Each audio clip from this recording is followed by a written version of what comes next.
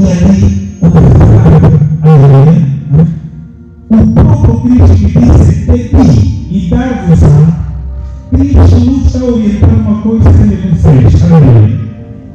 A palavra do Senhor está dizendo que de manhã muito cedo, na minha Bíblia diz assim: levantando-se de manhã muito cedo, fazemos ainda escuro.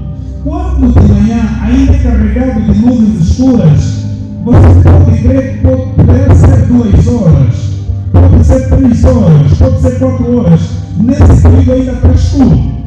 Mas olhe que Jesus deu um passo, ele saiu da sua zona de conforto e foi para um lugar deserto orar. E a Bíblia nos diz que a oração é falar com Deus, sem que você deseja fisicamente.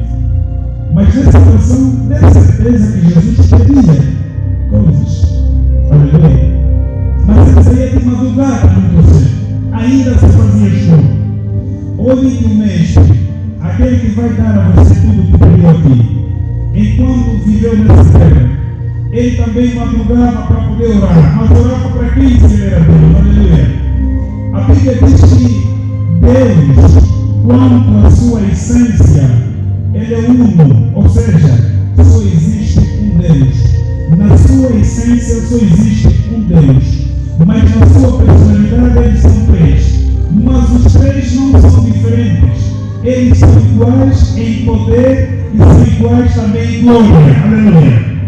Então Jesus, Deus Filho, ele colocava-se no joelho para orar a Deus Pai, porque eles precisavam falar. Aleluia. Amém. Então a oração é este contato, é a paixão que você tem de falar com alguém. Mesmo em casa, nós temos os nossos filhos. Aqueles filhos que gostam muito de conversar com os pais acabam evitando muitos problemas. Depois o que é que vai acontecer? Os pais vão começar a amar esses filhos, porque pelo facto de estarem sempre com os pais. Aleluia. Então, o ato de você falar muito com o teu pai vai fazer você de amigo. Aleluia. E fazendo você de amigo, você vai merecer alguns privilégios mesmo sendo filho. Então, a oração é um bem fundamental. Irmãos, não se vence qualquer luta sem oração.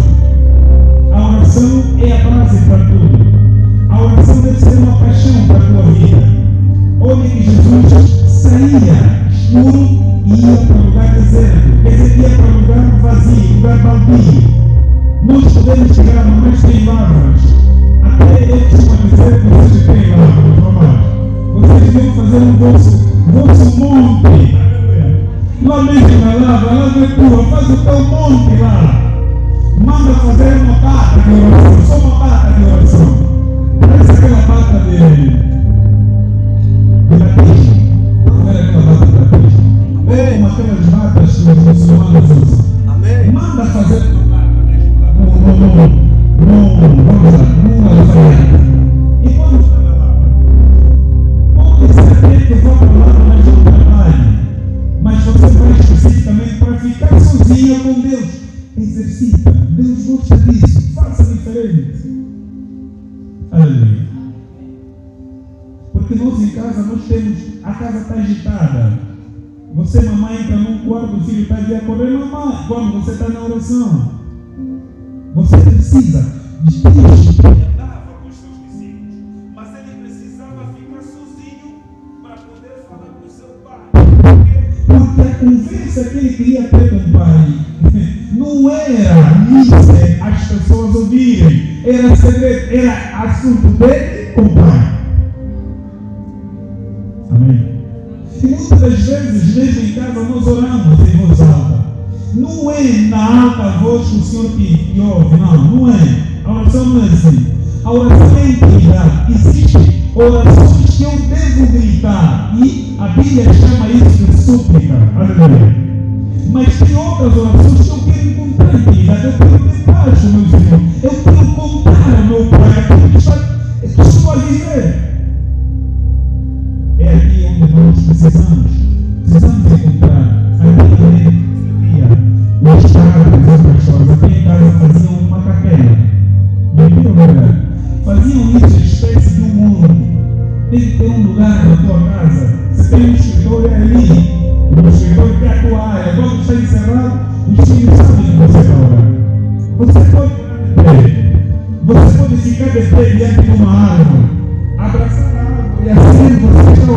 Agora, você precisa encontrar meios, você precisa navegar. Vamos dizer, você pode se tornar pastor, você pode se tornar evangelista, você pode se tornar uma membro da igreja, quantos anos quiser, mas você nunca vai se converter se você não tiver experiência com Deus. Quando um dia Deus te visitar, quando um dia o Senhor te mostrar a experiência, ou aparecer aqui e mostrar alguma coisa aqui, você se converte na totalidade. Você já não será a mesma pessoa. Você já não irá no mundo. Mas quando é que acontece isso? Quando você vai deixar o Senhor. Amém. Por isso que a palavra de Deus vai dizer: pede e dá-se vazão. Busca e vai encontrar. Mas quem busca, como é que eu posso dizer? Aquele que busca tem um objetivo com aquilo que ele busca, não é verdade? O que significa dizer, viver sem objetivo é viver sem que Deus saiba que você está ali. Ou seja, eu devo ter os meus objetivos pessoais e os meus objetivos da instituição, igreja, em mim. Esses objetivos é que me vão fazer andar. Qual é o meu objetivo desse ano? Espiritualmente falando. Se você tiver isso bem gravado e colocar ele na oração, você não vai se esquecer. Mesmo quando o Senhor não vai te dar hoje, mas se tiver daqui a 8 meses, quando ele tiver, você vai perceber que foi a oração que você fez em janeiro. Porque você tem objetivo. Em outros termos, tem propósito. Aleluia. Propósito. Essa palavra propósito é muito boa de usar aqui no altar e é bom que você lembre isso. Quando se fala de propósito, é algo que não pode sair de ti. O que acontece? Nós não temos um único propósito, nós temos 100 propósitos. E Deus começa a resolver e você não começa a perceber porque são muitos. E você não sabe se Deus está agindo ou não. Tenha um propósito e cria um espaço para falar com esses irmãos. Vocês vão ver. Amém? Amém. Aleluia. Amém. Vocês vão ver. Aleluia. É como alguém, mamães que vão para lá, depois de meter milho, semear, ela não vai para casa e diz assim: só vou lá, como disseram que a mandioca se colocar, tem que fazer 2 anos. Eu vou para casa, faço 10 anos, depois volto lá para ver se a mandioca já está. Não. Quer dizer que você vai, mas tens a missão de estar sempre lá para chachar por causa do Senhor, porque o Senhor vai matar a mandioca, alguma coisa vai acontecer, você precisa caprichar. A oração é isso. Aleluia. A oração é você viver ela. E depois você vai perceber, minhas irmãs, minhas mães, se vocês colocarem isso na vossa mente, meus irmãos, por mais que seja o tamanho da guerra, Deus vai te dar sempre força se você ficar de pé e você vai ver vitória assim que você coloca o dedo, assim como aconteceu no livro de Juízes. Enquanto o rei ele foi anunciado de que 2 grupos iam combater contra ele e que eles eram numerosos, ele apavorou-se, ele recordou que tinha um Deus, que ele ama muito.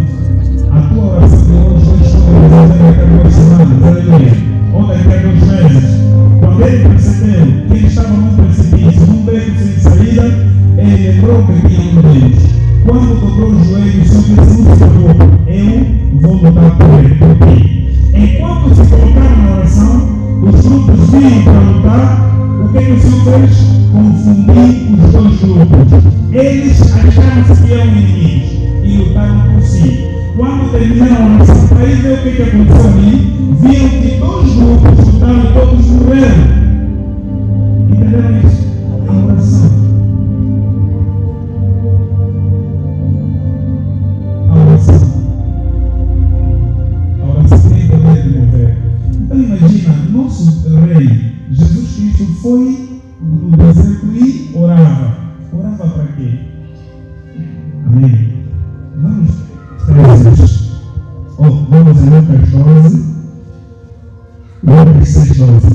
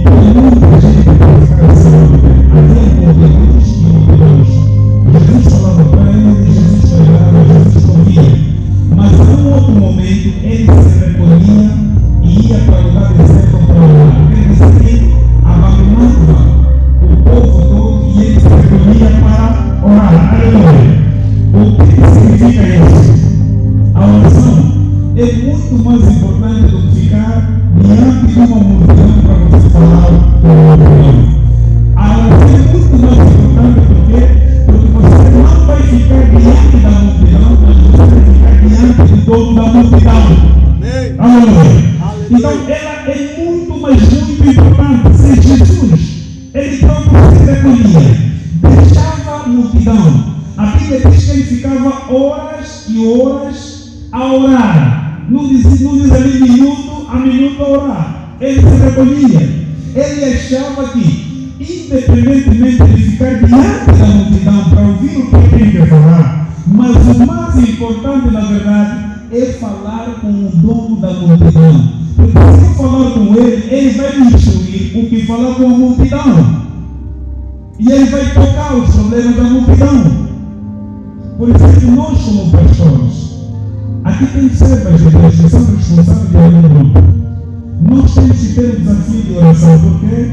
Porque nós estamos a liderar um grupo. Este grupo que nós estamos a liderar vai ter lá um Pedro, que é uma pessoa muito resistente. Esse grupo vai ter lá um Tomé, que é uma pessoa muito duvidosa. E hoje, todos esses eram filhos de quem? Do nosso mestre, de Cristo Jesus.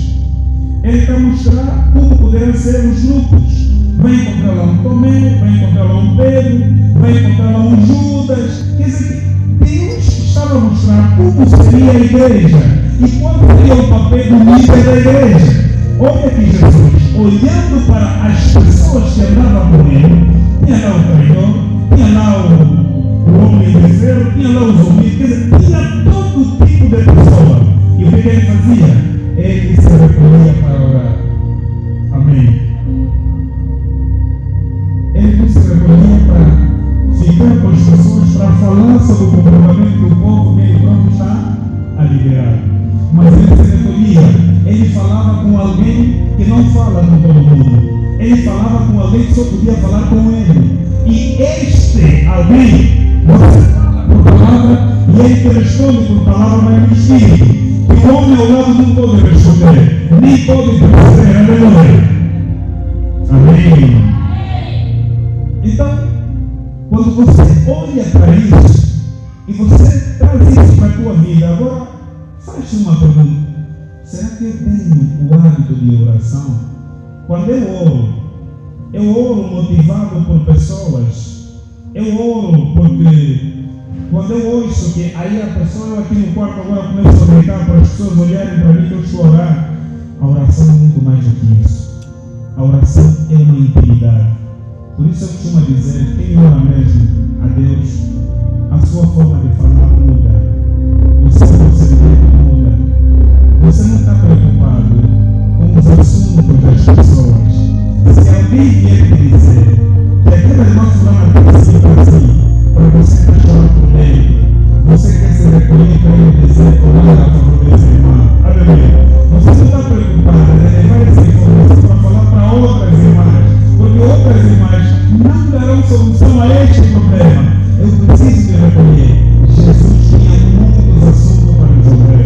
Por isso ele passava horas a horas.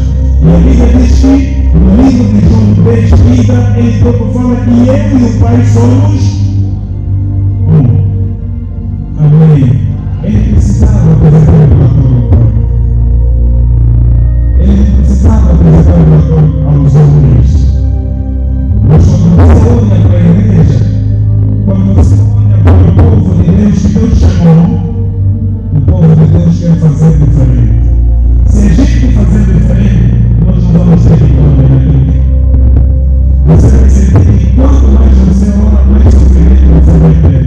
Por quê? Porque você está fazendo ao contrário daquilo que manda a Bíblia. Amém? E o Senhor me coloca uma certeza de dizer a vocês, por favor, hoje dia 9, peguem essa palavra, amém? Peguem bem essa palavra, por favor. No meu coração diz alguma coisa. Peguem essa palavra.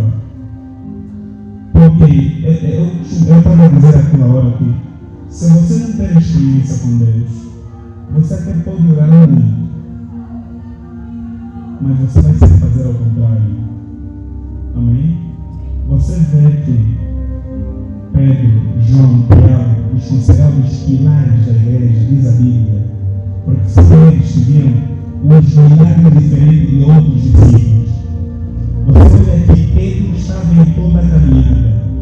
Ele orava, apesar de que não chegava bem uma hora, mas era ele que o Senhor chamava a atenção. Pedro, você não consegue ficar nem uma hora de oração, mas ele está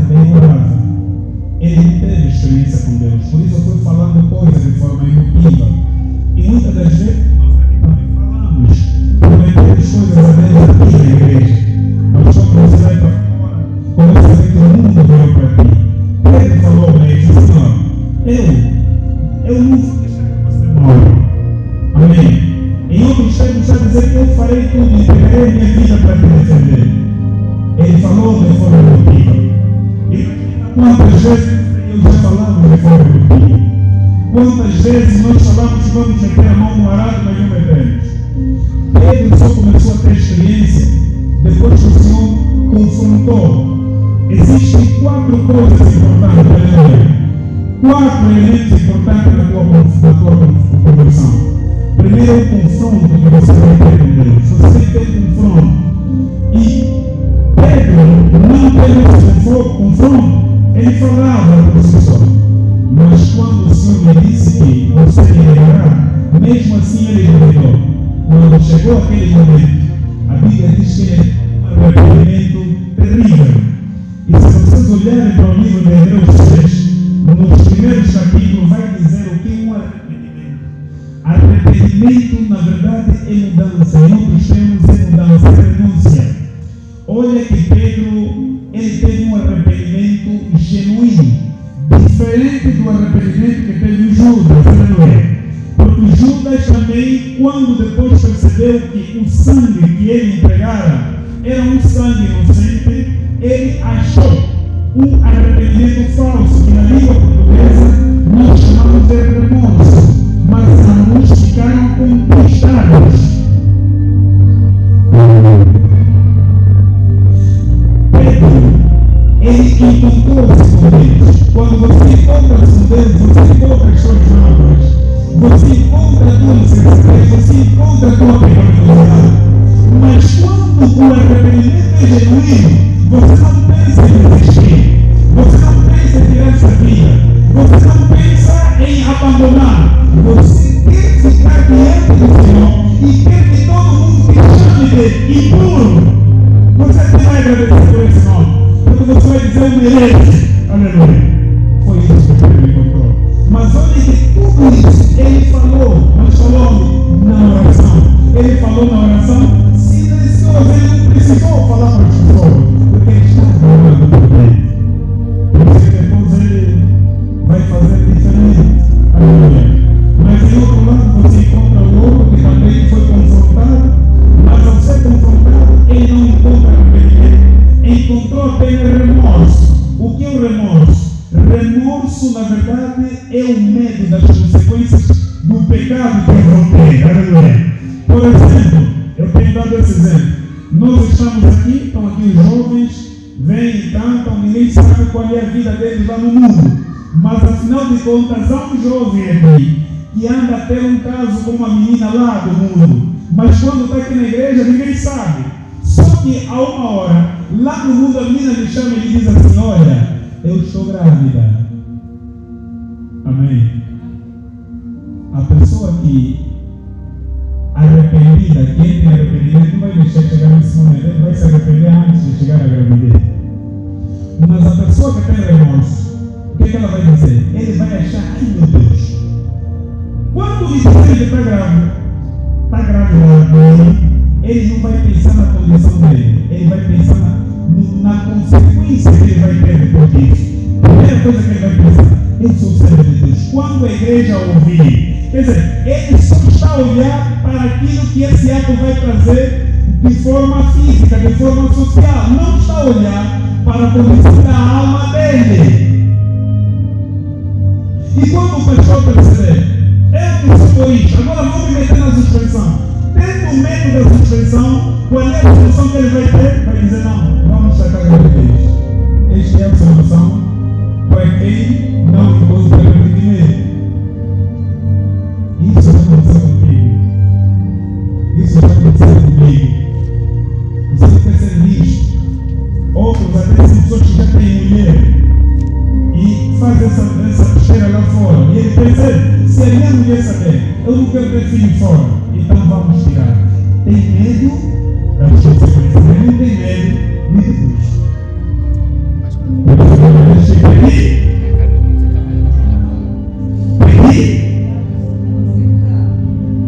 Pedir e buscar e encontrareis.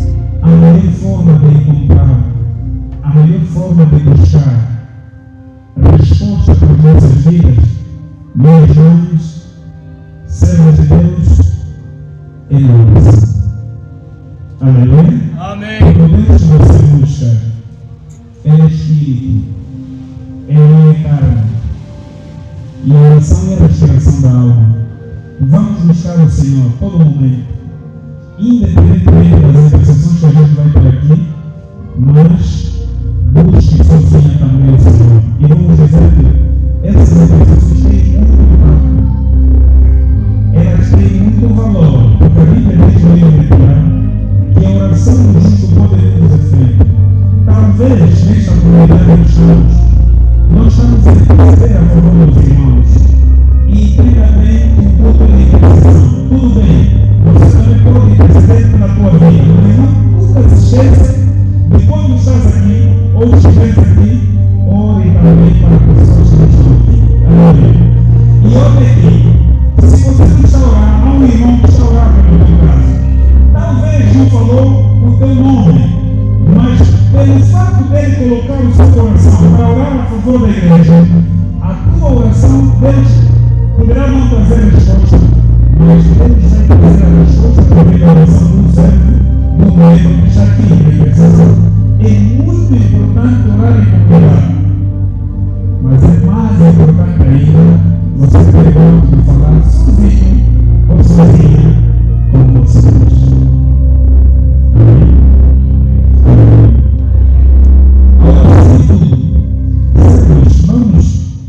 Vamos rapidamente olhar para o Deuteronômio 28:15.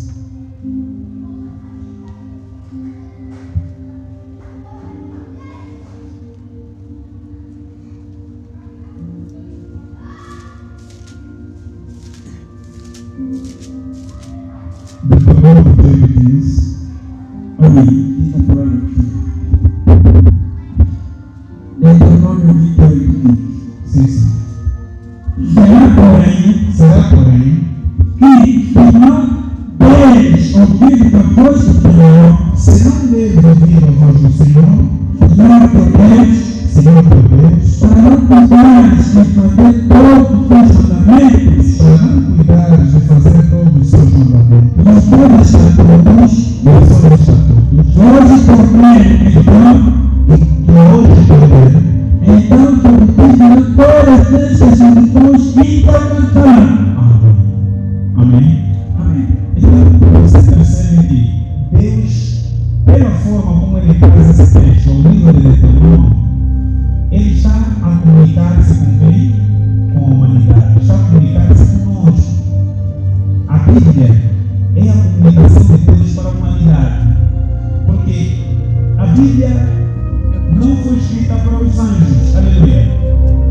Ela foi escrita para você e para mim. É uma carta de Deus para a tua e a minha vida. É nesta carta onde eu encontro instrução da parte de Deus. Agora, nessa instrução ele falou para a humanidade: se não cuidares de ouvir e aprender o que eu digo agora, porque o que Deus fala para você e para mim é um mandamento. Aleluia. Esta é uma forma que Deus trouxe para dizer a você e a mim: se não cuidar de aprender o que está escrito aqui, então o que vai acontecer? Você pronto será responsável. Ele já começou. Podemos dizer que Deus Pai, Ele ora. Amém? Ele está falando conosco. Ele está falando através da sua palavra. Ele fala através da natureza. Ele fala através das pessoas. Aleluia. Ele pode levantar um servo como eu que está aqui em frente para dizer-vos com relação à palavra de Deus. É Deus falando para você. Aleluia. Por isso que nós estamos dizendo: irmãos, fica atento. Fica atento. Chegou o momento da palavra. Porque nesse momento, a única pessoa utilizada por Deus para falar sou eu que estou à frente. Então não deixe ninguém, porque agora Deus, através do seu Espírito, vai me usar para tocar o teu coração. Então, qualquer coisa que acontecer aí de lado, não se espante, mas para teu conhecimento, as pessoas ficam muito mais atentas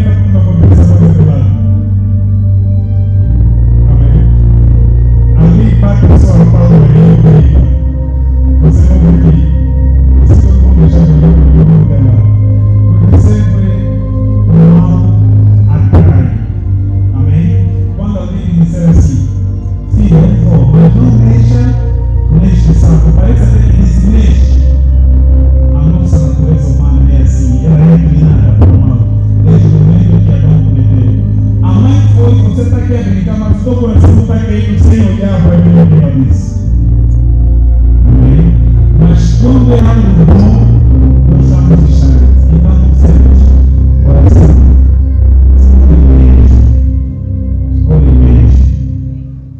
Ore mesmo, meus filhos. Se vocês têm menos, olha, se tem mais na vossa, vai ser algo terrível. Os profetas do Senhor disseram ontem, enquanto ele estava ministrando, sentou assim na cadeira, os bichos estavam ali. Enquanto ele estava ministrando, ele feriu e levou no sono. Dormiu, as pessoas estão ali. Imagine que eu estou aqui à frente a falar com vocês e dormir. Você vai dizer que o pastor está em pecado, né? Ele dormiu, de repente dormiu, mas ele no sono começou a falar com uma voz de Deus. E as pessoas começaram a apontar. As pessoas não assustaram porque elas estão no espírito e elas entenderam. Elas começaram a apontar tudo que saiu. Quando o homem de Deus levantou, o mais direto todos eles ajoelharam diante do Senhor. Perceberam que o Senhor falou com eles. Então Deus vai usar a tua vida dessa forma. Amém. Amém. Aleluia. Deus vai te usar dessa forma. Não se espanta. Não coloca lá o teu eu. Se esvazia só. Se esvazia só. Você vai ver como é que Deus vai encher o teu vaso. Você não vai entender. Não vai entender. Glória. Eu vos digo que em 2014, 2015, eu dei esse testemunho em Camabatena. Eu dormindo, tive essa experiência algumas vezes. Outra foi nessa marquise. Eu estava nesse lado aqui, de joelho. Pode ter irmãos dentro da igreja a se levantar para aqui. Você vai se levantar como Moisés. Você vai correr. Senhor, por favor, não fira o irmão. Por quê? Porque quando você serve Deus de verdade, as tuas lutas são de Deus. E quando o irmão começa a perguntar, você que tem Deus, que ora de verdade, você vai prestar atenção nele, porque você sabe que Deus que você serve vai lhe matar. Então você tem que correr rápido diante de Deus e dizer: Pai, por favor, me perdoa. Amém. Aleluia.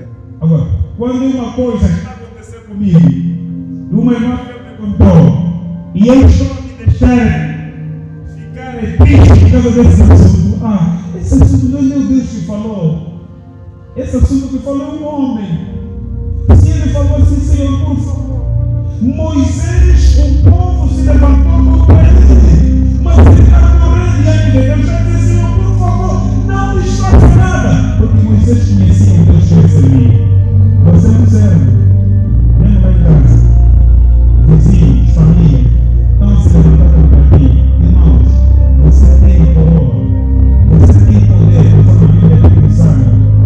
Não alimenta ódio contra as pessoas. Quando você alimentar ódio contra as pessoas, Deus vai abater aquela pessoa. E se o Senhor também perceber que você tem essa intenção, então Deus lhe vai liberar de você. Nós temos que ser misericordiosos com as pessoas. A justiça, a vingança, pertence a quem?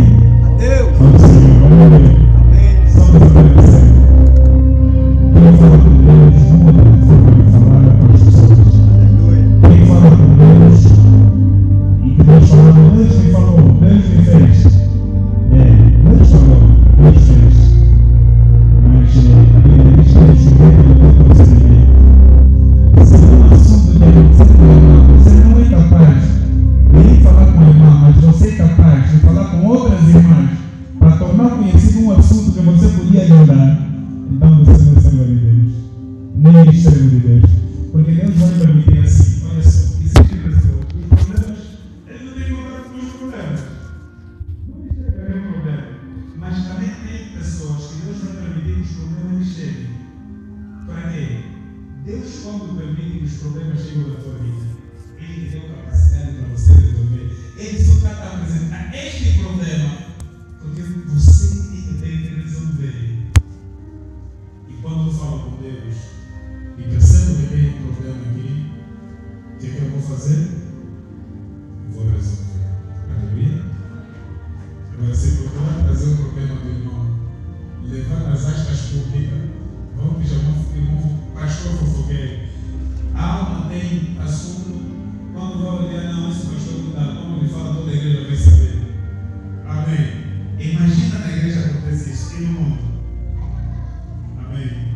Depois vai ver que as pessoas vão te afastar. Por quê? Porque você ora muito na igreja, grita, mas você não tem discernimento. Deus nos deu uma boca e 2 ouvidos. Ouve mais, fala pouco. Fala mais com Deus e fala pouco com os homens. Aleluia. Aleluia. Então, esta é a palavra do Senhor que sai nesta hora. Acho que ainda tem mais algum tempo. Aleluia. Amém. Permitam-me. Amém. Tiago 4:3. Tiago 4:3. Deus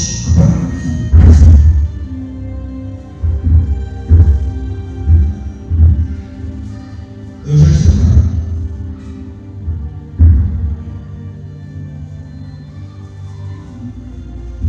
Pedis e não recebeis, porque pedis mal, para o gastar-vos em vossos deleites. Aleluia. Amém. Esta é a repreensão contra o mundanismo na igreja em que o diabo liderava. Ele entendeu que as ovelhas não eram abençoadas, oravam muito em grupo, mas elas já não eram abençoadas. Mas não é verdade, porque o livro de Mateus está dizendo: pede e recebe, busca e encontra. Mas como é que esse povo está a buscar, esse povo está a pedir e não há solução para as suas vidas? Então, o apóstolo Tiago disse: meus filhos, vocês estão a pedir mal. Como é pedir mal diante de Deus? É pedir para os seus próprios deleites. É pedir, mas no pecado. É pedir, mas no mal. É pedir para não glorificar o nome de Deus. É pedir para não honrar o próprio Deus. Então, por esse fato, este povo não recebia. Não recebia. Aleluia. Eles não recebiam, porque a fonte, ou a origem era pura, ou seja, a fonte é pura, mas o destino seria impuro. Então, não vou verdade. E esse povo que o apóstolo Tiago liderava, a Bíblia diz que começou a se frustrar. Começaram a se frustrar porque Deus não dava. E por causa disso, muitos desistiram. Outros ficaram na complacência. Ele disse: filhos, vocês só não recebem porque vocês pedem mal. Amém? Quando é que você vai pedir algo na casa de uma vizinha sem não pedir? Irmã Maria, me dá seu dinheiro. Está a pedir mal. Irmã Maria também precisa de dinheiro. Amém? Você tem que encontrar razões. Mas essas razões devem ser verdadeiras, porque Deus conhece o teu fim no princípio. Você está a pedir aqui, mas Deus já vai ver onde você vai usar. Então Deus não te dá para não te meter no pecado, ou para você não entrar no pecado, para você não morrer a ver a bênção que você vai ter. Amém? E isso também acaba sendo maldição. Amém? Então vamos pedir bem diante do nosso. A Bíblia diz que eu terei misericórdia de quem eu quiser. E ele também diz assim. Eu dizia no domingo que é um pecado, 2 pecados, né? Se não 3, que são imperdoáveis à luz da palavra de Deus. Você não olha para a Bíblia e vai dizer que o pecado contra o Espírito Santo não tem perdão. Mas o pecado da falta de perdão também não tem perdão. Porque a Bíblia diz que eu perdoarei a quem perdoa. Se você não perdoa, Deus também não te perdoa. Se você perdoa, Deus te perdoa.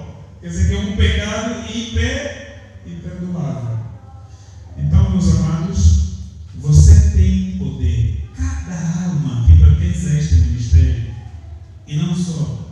Vocês que buscam fielmente Deus, que sentaram neste lugar, vocês têm tudo e vocês já receberam.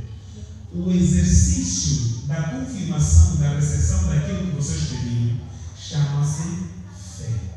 Amém? Você já recebeu e todos os dias está contigo, irmão. Todos os dias está contigo. Eu já recebi, aleluia. Você já recebeu. Então, aqui neste lugar, agora é para você usufruir. Você vai falar, Pai, muito obrigado. Eu tenho certeza que o meu irmão, a minha família, o meu filho, e eu estou agora, o Senhor já